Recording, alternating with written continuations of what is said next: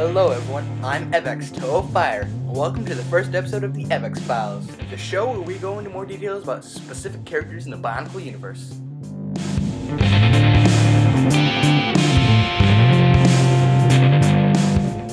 So since the Bionicle uncovered for this week is my personal second favorite Toa team, the Toa Metru, I'm going to be talking about Matau, Toa Hero of Air. In Matau's early life as a Matoran, he was a volunteer test driver. Kind of reflects his personality. Speaking of his personality, Matau was a carefree, lighthearted kind of Matoran. Anyway, he tested all sorts of vehicles in Lee Metru.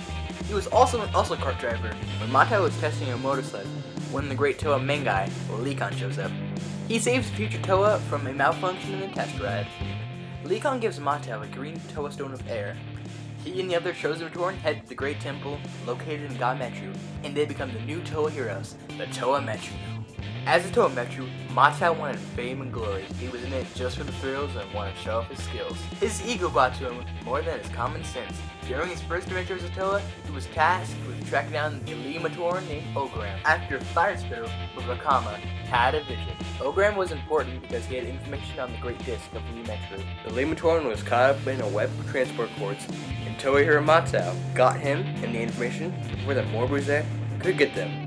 Then when the Toa gathered the Matoran, Vakama ordered the Toa to split them into pairs, 2 Matoran and 2 Toa. Matau ends up with Nakama to search for the Great Discs in their respective Metrus. Matau finds the Great Disc of Lee Metru in the Force Spear in the Notch, almost getting killed, showing that his ego got to the better of him instead of his common sense. Moving right along, when Matau was helping Nakama, he distracted the Vaki guards, buying Nakama just enough time to get the Great Disc of God Metru. After the quest for the Great Disc, everyone confronted the Morbuzak route. They all went to Ta Metru, where the Morbuzak was. They were confronted by Morbuzak seeds, and they all nearly died, but the Matoran Nui saved them. And Matau and the other Toa headed to kill the route. After the battle with the Morbuzak, Matau and everyone headed toward the Colosseum, but were stopped by Nuparu, because the Metru Nui archives were flooded, and he needed the Toa's help. Deep within the archives, Matau and the other Toa fought a shapeshifting Rahi named Kraka. She fooled with them by shapeshifting into the other Toa and capturing them all. After an intense battle with Kraka, they headed out of the archives toward the Colosseum. Matau was most excited because he wanted the praise of the Matoran, because in Matau's eye, the life of a Toa hero must have fame. But later, he would learn that wasn't true. When the Toa Metru presented the Great Discs to Turaga Dune, he branded them as imposters, and Nuju, Anawa, and Wanua got captured. On the other hand, Vakama, Nokama, and Matau escaped. During this time, each group discovers their respective mask powers, except for Vakama, because plot? I don't know. Anyway, Matau's group follows the Spirit Star, leading him to the other group, and they all find that Turaga Doom isn't really Turaga Doom. Well, what I mean is that the current Doom is actually Makuta Pterodax, and then that the other Doom, the real Doom, is in a deep sleep. Oh my, what a plot twist! Also, to add to this, Leekon wasn't actually killed. He was instead turned into a Turaga. Oh my, what another plot twist! With all that out of the way, Matau and the other Toa go to confront Makuta, but it's too late. All the Matoran in the city were put into a deep sleep. So Turaga Leekon and the Toa Metru decided to take 6 Matoran spears into the battle with the Makuta. In the battle with Makuta Pterodax, Turaga Leekon dies and Vakama discovers his mask power. After the battle with Makuta Pterodax, the Toa decided to trap him in a protodermis seal and look for a new island for the Matoran. And it was a long journey to find the island. They finally arrive on the island of Motunui, and Matau and the other Toa each pick an area where the new Koros will be built. When Matau and the other Toa Metru returned to Metru Nui, Matau was filled with grief to see Lee Metru in such disrepair. I think everyone can see where he's coming from. I mean, if I went on a trip and returned and everything and everyone I knew was gone, or broken beyond disrepair, I would feel the same as Matau. To add to the madness, when everyone gets mutated to horrifying nightmare creature versions of themselves, Matau instinctively blames Fire Spitter. A little side note, almost everyone calls Vakama Fire Spitter. I mean, give the Toa of Fire some respect. For one, his visions help the team, a lot of times, and I just thought by now everyone would learn to respect him. But nevertheless, the end result is worth it. So Vakama takes the insults to heart and abandons the now Toa Hordika, and he goes to be evil and stuff. The mutation has a major effect on Matau. He's willing to do anything to change back. He is the most excited when they find Kitangu, the most intelligent Rahi. I think. Let me go check BioWiki. Yep, I was correct. Matau realizes his mistake, and he goes to rescue Vakama. Matau also leads the other Toa to take down the Vizorak Queen, King, and Swarm. While the other Toa are fighting the Vizorak, there's a long drawn-out scene where Matau goes to confront Vakama, and he convinces Vakama by saying things about unity, duty, and destiny. Vakama's all like, "Thanks, bro, for not giving up on me." And Matau's all like, Cool, now let's go kill some Vizorak." So as you can tell, Vakama's back to being a leader, and they all fight the Vizorak, and then after the battle, Kitangu cures them because plot. Anyway, they all take an airship with all the Matoran that are still situated in Metru Nui back to Motunui. Once they all arrive to Motunui, the Toa Metru use all the rest of their Toa powers to awaken the Matoran and create Toa stones, which they scatter throughout the island. Oh boy. Do you know that's just his life as a Matoran and a Toa Metru? There's still 3.5 pages I still have to cover. Whatever, this has been a blast of a time. Anyway, back to the script. Matau's life as Traga is interesting. He now led the village of Likoro, and on the island of Motunui they were safe from danger, but nothing good can last forever. Like Bionicle G1. Only kidding, I like G2 as much as G1, except G1's better. Makuta struck the island with 9 centuries of Rahi attacks. Wait, what? 9 centuries, isn't that like 90 years? And if I'm correct, how old is Matau? Like, how old was he as a Toa, and then as a Matoran?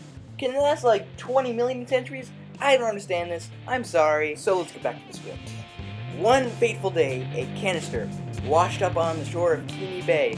In the canister had the mighty green flying machine, Liwa, Toa Mata of air, not jungle. Stupid G2. Matau told Liwa that it was his destiny to collect the 5 other Kanohi masks, each with a special power. Shortly after the arrival of Toa Liwa, Nui Rama came and captured most of the Likoran residents, including Matau, and Liwa was also captured and mind controlled. Lucky for them, Kongu rescued them along with the other Limatoran that remained after the attack. Kongu's plan failed, and his disc thrower, Takua, crashed into the Nui Rama nest. Hope seemed lost until Onua, Toa of Earth, showed up and was all like, "Hey Liwa, take this and this and this." Onua knocked the infected Kanohi off Liwa, and they all escaped. Likoro was safe this time, but during the Borok swarms, everyone in Likoro was taken over by a Krana. That includes Matau and Liwa. Everyone was set free by everyone's favorite Toa of Earth, Onua, once again. Matau's story continues when everyone heads back to Metru Nui. Matau and the other Traga find out that Motunui is dying and that someone must retrieve the mask alive to bring him back. Matau and the other Traga send the Toa Nuba to retrieve the mask alive. The Traga decide not to tell the Matoran, which is a very, very unwise decision.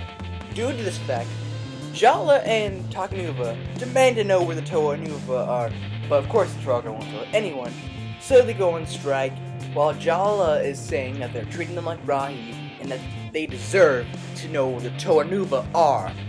The stubborn Traga still don't tell Jala, so he makes a team consisting of Jala, Polly, Kongu, Hyuki, Miparu, Patoro, and also Takanuva to go find the Toa.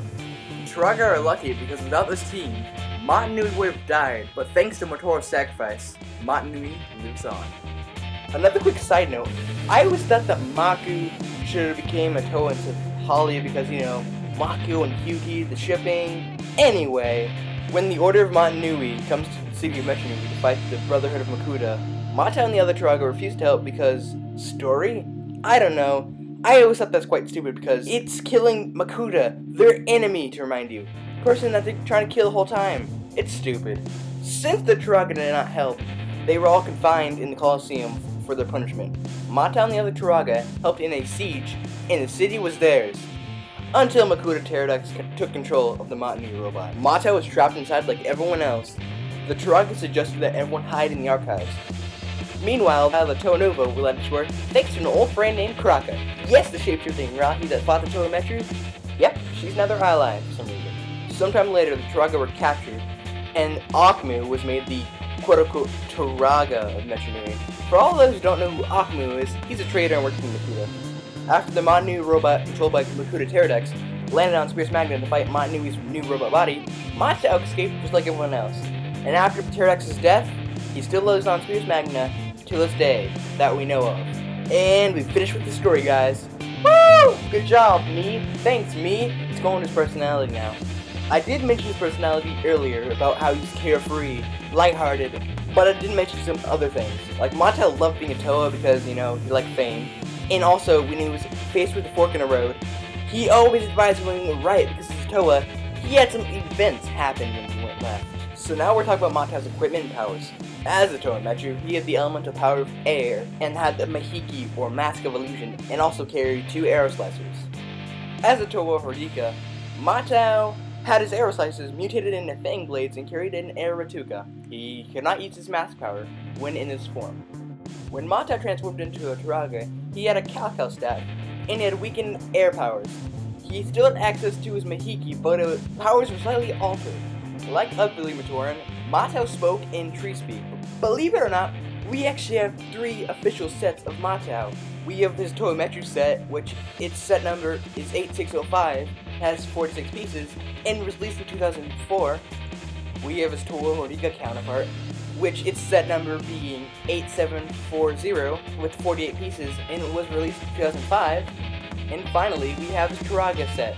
Its set number being 8541, released in 2001, and had 26 pieces. Believe it or not, this is actually the first set of Matau. Each set had a gear function. Toa Metru Matau had a gear function to swing his arms back and forth, and was able to put his arrow slicers on his back to make wings. Toa Hordika Matau's gear function was swinging his right arm up, and was able to launch a Brutaka from his back. Turaga Matau had the gear function of lifting his staff up and hitting the ground. Alright everyone, that's the first episode of the Aveex Files. Don't forget to leave me a comment telling me your feedback, because I can only get better if I know what I did wrong. All information in this video came from Bionicle Wiki and LEGO Bionicle's books. Most of the photos and all the characters belong to LEGO and their LEGO's property. Like this video if I did good, and feel free to subscribe. This is Aveex Fire, and I'm out. But next week, we'll be doing Brutaka.